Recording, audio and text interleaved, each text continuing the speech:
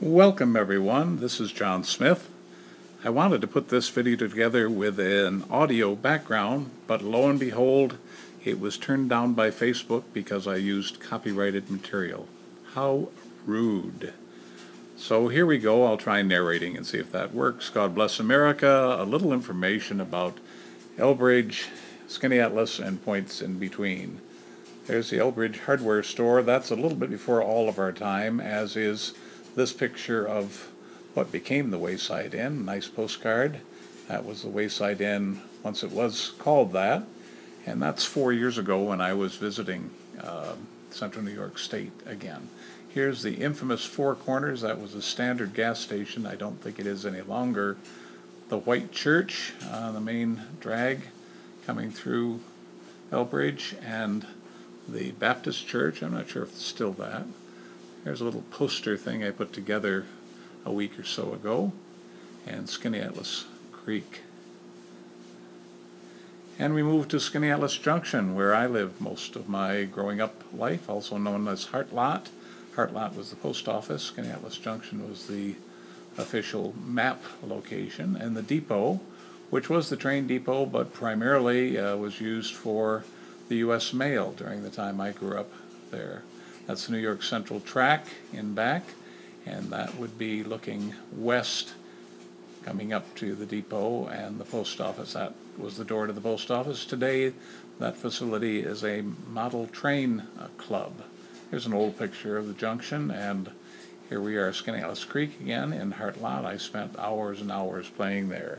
Cooperdale Dairy, long since closed, where my dad worked for years, and our house where I grew up on what was School Street, now called Hartlot Street. This actually was a house. I remember somebody lived downstairs there that I used to visit with when I was a little duffer.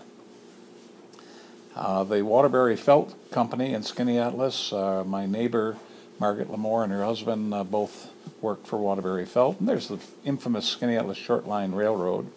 Glenside Methodist Church, when I was a teenager, I got a reed organ, a big church organ out of there. And there's a short line when they were pulling up track, and a Mottville fire truck in Skaneateles, however. A little map of Mottville. You could stop and explore that a little bit.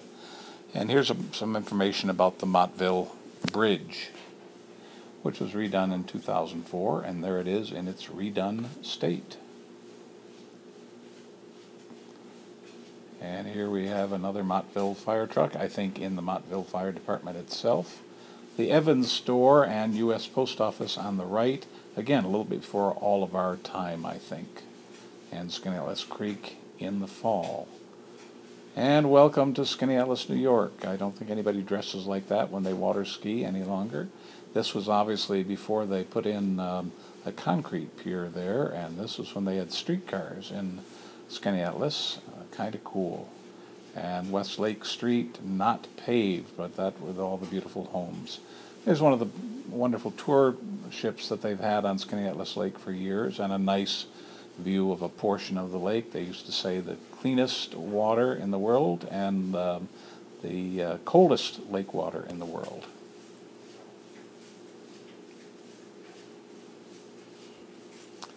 This is an article about a jet plane crash in Skaneateles Lake. My dad and I were in Cliff Park in downtown Skaneateles and saw that plane go down. And there's the Krebs, and for all my friends from upstate New York, that's where we're planning on meeting sometime next year. Maybe we can get a Swift's premium ham. Probably won't get these plates to eat our dinner on, unfortunately. And the bandstand at Cliff Park, they still, I think, have summer concerts there, weddings. I believe that's Cliff Park looking down towards the south end of the lake. This was a postcard of Cliff Park before they put in a larger stone edifice there, and a wonderful aerial view of Skaneateles. And so ends our tour.